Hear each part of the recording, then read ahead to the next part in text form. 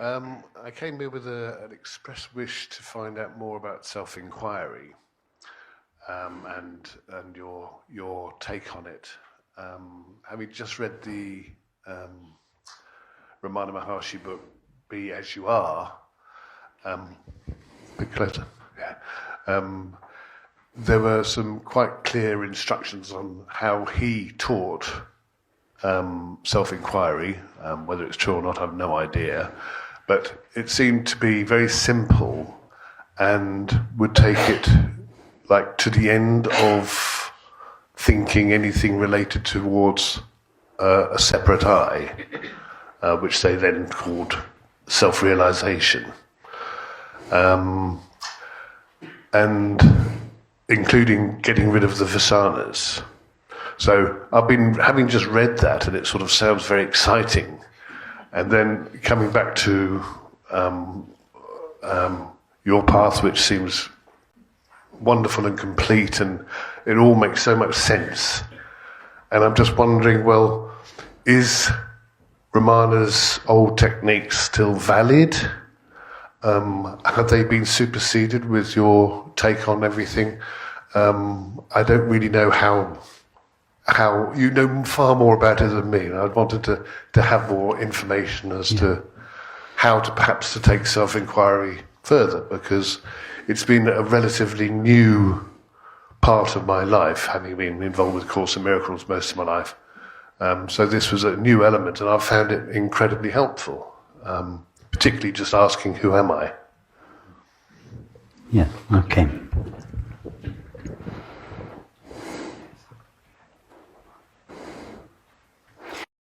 So has Ramana Maharshi's technique, if we can call it a technique, or has his method of investigating into the nature of the self been superseded? No, absolutely not. Does my take on self-inquiry differ from Ramana Maharshi's? No, absolutely not. There are not several different takes on self-inquiry. There are not several different versions of self-inquiry. Self-inquiry is something very specific, and there is only one version of it. Now, obviously, everybody speaks of self-inquiry in a slightly different way, presuming that they understand what it is. Even if they're speaking of the same method, if we can call it a method or practice, still due to the different characters involved, everybody may speak of it slightly differently or in slightly different terms. But what they are speaking of, if they are speaking of what Ramana Maharshi understood to be self-inquiry, they are speaking of exactly the same thing. So that's the first thing to say. So the second question is, what is meant by self-inquiry or self-investigation? Whether it's spoken of by Ramana Maharshi or myself or Francis or whoever.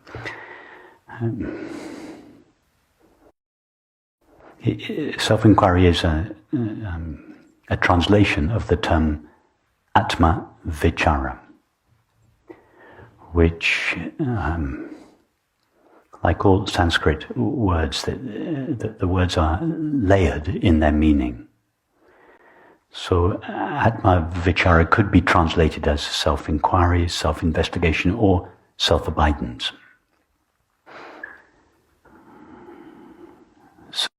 So let's explore what is meant by self-inquiry. It means, very simply, an inquiry or an investigation into what we call the self. And the common name for our self is I, which is why Ramana Maharshi's famous question for self-inquiry is, who am I? He might just as well have said, what is myself, or who is myself?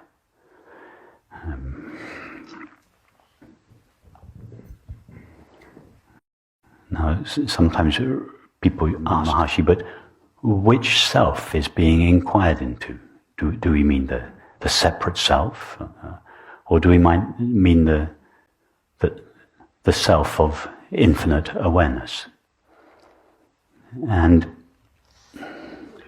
the answer is that there is only one self. Each of us has the experience of being a single self.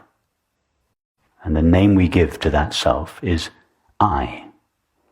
So whether we consider that I to be a separate self, or an infinite self, or indeed any other kind of self, that is the self we are inquiring into. In other words, whatever we take ourselves to be, we are inquiring into ourself as we experience ourself.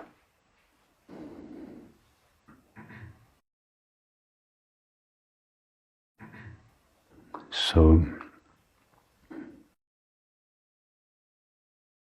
for most people, their self includes the experience of being aware or awareness, obviously, plus a collection of thoughts, memories, images, feelings, bodily sensations, activities, relationships. So all the thoughts, sensations, perceptions are continually changing and appearing, disappearing. So none of these are essential to what we are. So if we make a deep investigation just into the ordinary self, not some extraordinary consciousness or cosmic self, just the very ordinary self that each of us considers ourselves to be, the ordinary self that each of us calls I, and that each of us has called I all of our lives. If we make an investigation into that self, the self that we believe and feel ourselves to be, and ask ourselves, but what is that self really? Obviously, whatever that self is what I have been all my life. I say, I am awake now. I had a dream last night. I slept deeply last night. So whatever the self that I am obviously remains present throughout the three states of waking, dreaming, and sleeping. Yesterday I referred to myself as I. Last year I referred to myself as I. 10 years ago I referred to myself as I. As a 5-year-old boy I referred to myself as I. In other words, I, myself, has remained continuously present throughout my life. Not some extraordinary self, but just the ordinary self that I am. It has obviously been with me all my life. In fact, not just with me all my life, it has been me all my life. I am the same I now as I was when I was a 5-year-old boy. So what is this same I? What is this element of my experience of myself that has remained continuously present throughout my life, that remains continuously present throughout the three states of waking, dreaming, and sleeping? That is a long version of the question, who am I? Ramana Maharshi was extremely economical with his words. As you've discovered this week, I'm not very economical with my words. Whereas Ramana Maharshi had a single question, who am I? And again, and again, and again, and again, when somebody said, I'm feeling this, I'm thinking this is happening to me, etc., he would just say, but who is the I that you are speaking of? And that's fine. He was extremely precise and economical. I have found numerous ways of asking the same question, depending on the understanding of the person who is seeking to know themselves. So I might say to one person, are you aware? That will take them, the answer to that question is the same answer as the answer to the question, who am I? If we ask, what is the continuous element of my experience? That question will take us to the same place in ourselves as the question, who am I? If we ask the question, what can I be absolutely? and we explore that question, it will take us to the same place that the exploration, who am I, will take us to. So I have,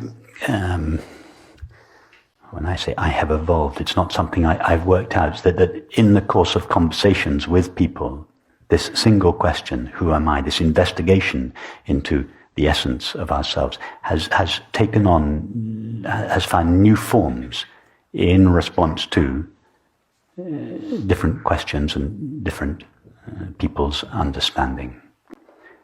But it's all the same questions. They're all variations of the same sacred question. And another question that I might sometimes use, I would make the observation that everything that we know through the mind and by the mind. And therefore the mind's knowledge of anything is only as good as its knowledge of itself. So what is the essential nature of the mind? It's the same question, but arrived at through a slightly different pathway, a slightly different channel in response to a slightly different situation or question.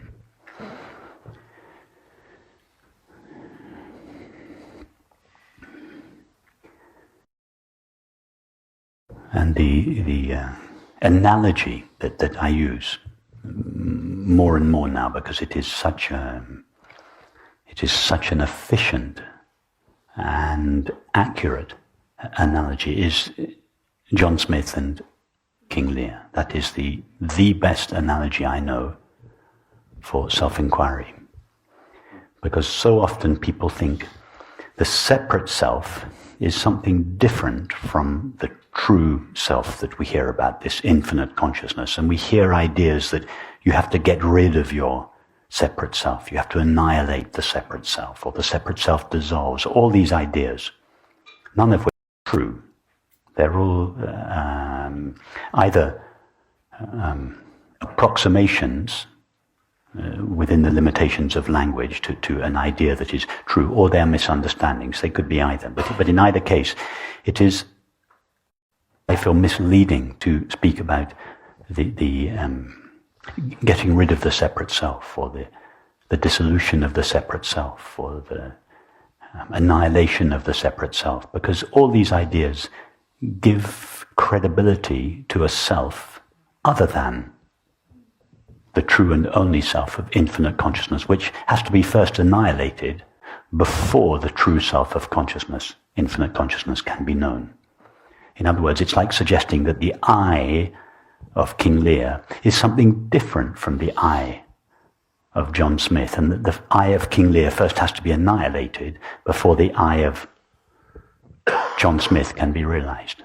But King Lear is simply an imaginary limitation of the only person that there really is, John Smith. So King Lear is not an entity or a self in his own right. He is just a temporary limitation of John Smith. So when King Lear talks about his thoughts and feelings, sensations and perceptions, these are all none of King Lear's thoughts, sensations and perceptions are essential to John Smith. John Smith exists independently of them. But there is one element of King Lear's experience that is in common with John Smith, and that is I. If King Lear were to isolate I from everything else in his life, if he were to isolate I from all his thoughts, feelings, sensations and perceptions, what would the nature of that I be? What would his experience of I all alone be? Smith. So King Lear doesn't have to get rid of himself. He doesn't have to annihilate himself. King Lear is just a limitation of John Smith. All that is necessary is for all the temporary thoughts, sensations and perceptions that King Lear has to fall away and leave the only element of his experience here, which is his essential I, which is in the analogy, John Smith. So in other words, it is King Lear that seems to practice self-inquiry, or at least King Lear, the character that believes I am King Lear. It is King Lear that suffers, and therefore King Lear that practices self-inquiry. John Smith has no need of practicing self-inquiry because he doesn't suffer. No need to go anywhere or do anything for John Smith. King Lear suffers, and therefore it is for King Lear to investigate his own nature. So King Lear practices self-inquiry. King Lear asks the question, who am I? Or what is the essential element of myself? Or what is the essence of my own mind? Any of these questions. And as he does so, he traces his experience back. I'm not my thoughts. My thoughts are not essential to me. My feelings are not essential to me. My activities and relationships are not essential to me. What is essential to me? What is the me that exists all alone, independent of thoughts, sensations, and perceptions? So this is the process that King Lear goes through. But when everything finally leaves him, when he is divested of all these features or characteristics, and the essential me, the essential I remains, that is no longer King Lear, because it no longer has any qualities or features or characteristics. It is the pure I of John Smith. Now, King Lear hasn't been annihilated in order to reveal John Smith. All there is to King Lear is John Smith with an imaginary limitation. So that is why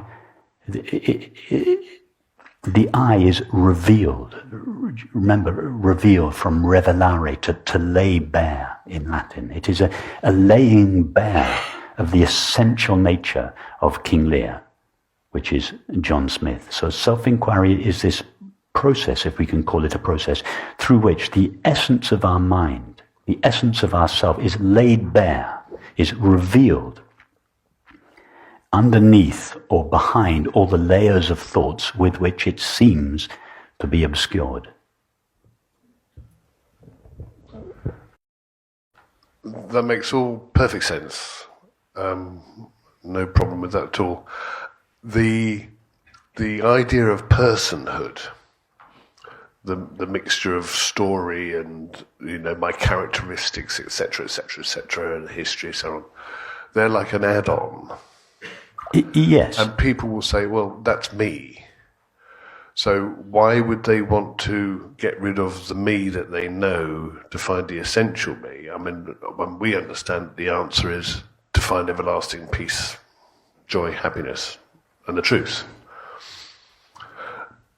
But the people don't necessarily relate personhood with the suffering.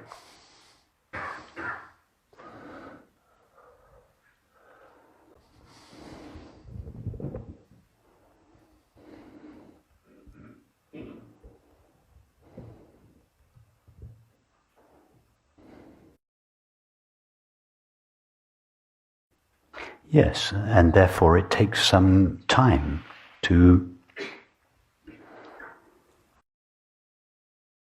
become clear to someone that their suffering is not caused by their relationship with their children, with their partner, their problems at work, etc., etc.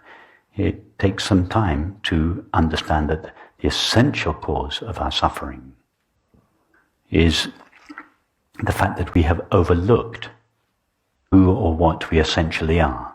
And with this overlooking of what we essentially are comes the overlooking of the peace and fulfillment that are inherent in it. Now, it's true that most people don't feel that the source of peace and happiness is in the recognition of their essential self or being. Most people feel that the source of peace and happiness is the next object, the next relationship, the next meal, the next non-dual meeting, the next whatever it is. In other words, most people believe that peace and happiness is to be found in the acquisition of some kind of objective experience, however subtle that experience may be. Could be anything from drugs to nirvikalpa samadhi. These are all a range of subtle objects, gross or subtle objects that people invest, in which people invest their desire for peace and happiness. And most people need to be failed a number of times, over and over again, by objective experience, before they are open to the possibility, either intuitively or at the suggestion of a friend, that the peace and happiness for which they seek doesn't lie in objective experience, but lies in the knowing of their own being as it truly is. Now, what is it that makes some people open to this understanding as opposed to others who, no matter how much they suffer, are still not open to it? I don't know. Of course, the theory of reincarnation explains this, but for some people, they only have to really suffer once